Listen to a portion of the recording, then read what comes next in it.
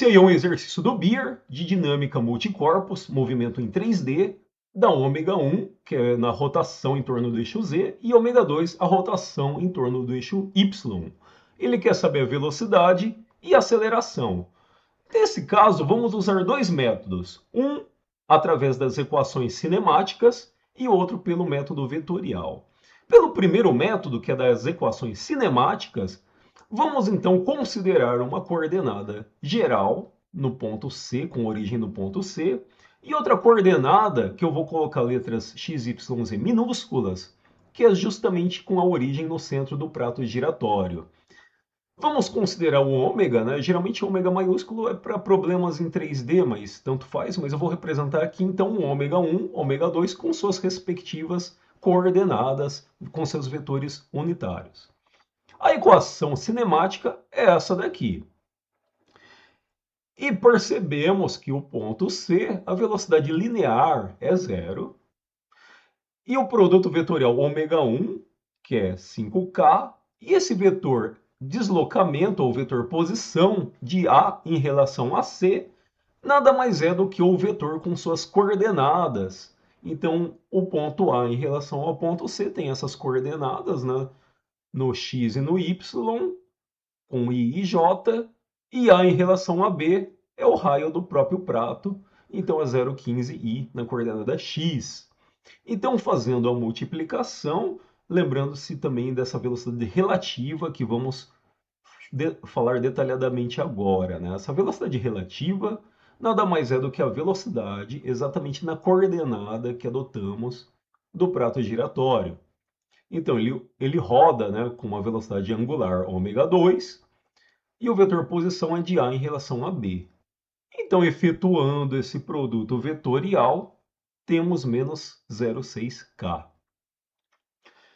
Então, nós resolvemos, né, então, assim, a velocidade, resolvendo toda a equação apresentada acima, ela vai dar aí 0,75J menos 0,6I e mais essa velocidade relativa. Então, resolvemos o item A. O item B, ele já quer a aceleração.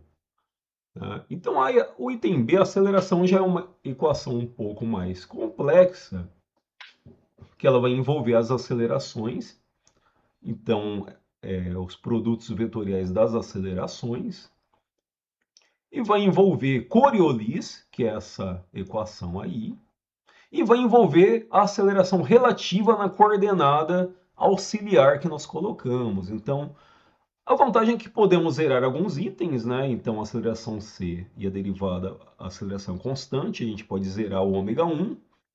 E vamos resolver passo a passo cada um esses outros produtos vetoriais. Então, vamos aqui montar a resolução, colocando os respectivos vetores. E observe aqui que a gente está fazendo essa multiplicação, tem que obedecer a ordem. Então, a gente começa multiplicando sempre o que está nos colchetes. E aí está a primeira parte ainda, né? Já a outra parte é Coriolis. Então, muita atenção, que agora a gente vai usar a velocidade relativa. Lembrando que a aceleração de Coriolis aparece em exercícios, em problemas envolvendo velocidades relativas. Então, observe que aí o vetor k, o produto vetorial do mesmo vetor, ele vai ser nulo.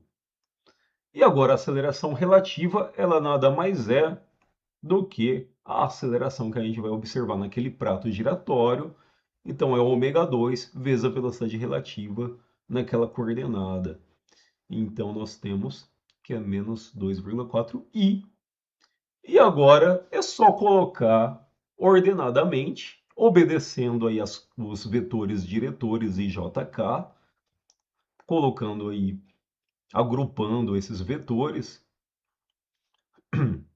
Então, somando aí os vetores em I, vai dar exatamente aí menos 6,15 I e menos 3J.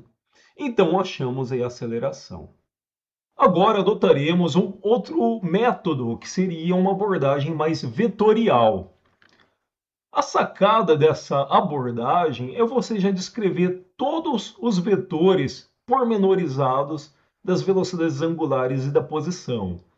Então, colocamos aí direto o nosso vetor velocidade angular e nós sabemos que a velocidade é ômega-r, o produto vetorial de ômega vezes r, onde r é a distância entre A em relação ao ponto C.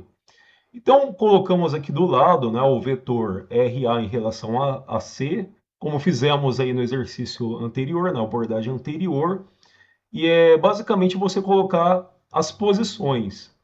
E aí a gente coloca aí também os valores das rotações, tanto no eixo Z e no eixo Y. E agora a gente procede com um produto vetorial, que é basicamente você calcular esse determinante. Então, organizamos aqui o nosso ômega, as coordenadas ômega e as coordenadas do vetor posição, e fazendo o nosso produto vetorial, nós chegamos na velocidade, e é exatamente o valor que nós obtivemos no método das equações cinemáticas anteriores. E a aceleração, ela envolve aí agora o produto vetorial, né? Velocidade angular vezes a velocidade aí do ponto A, e envolve também a aceleração angular. Então, para a gente calcular a aceleração angular, envolve a derivada, mas envolve a derivada de vetores. Então, aqui são os vetores, e para fazer essa derivada, a gente vai usar a regra do produto normalmente. Então, colocando aí, aplicando a regra do produto.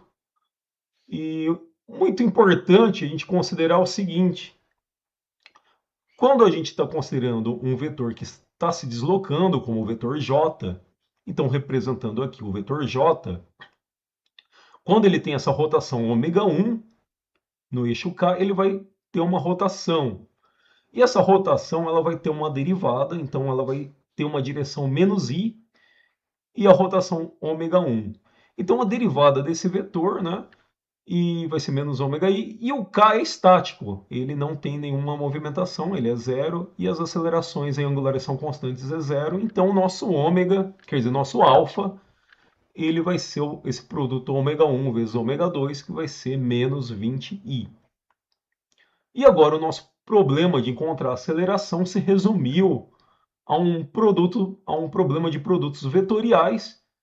E eu estou fazendo aí pelo método aí do determinante. Claro que você poderia também multiplicar como fizemos anteriormente, né? Fazer os produtos aí das coordenadas, mas vamos trabalhar também com determinantes, é uma outra abordagem também.